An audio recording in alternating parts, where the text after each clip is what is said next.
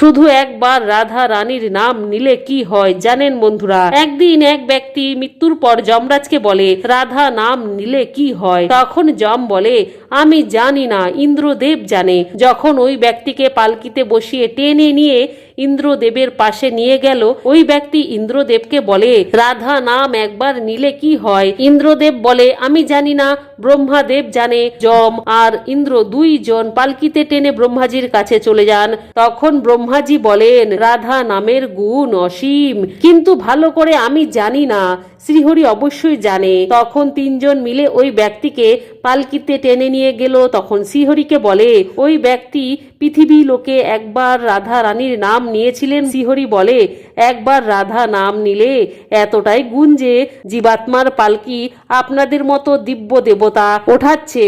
এই ব্যক্তি আমার চরণের অধিকারী। জয় শ্রীকৃষ্ণ। রাধে রাধে।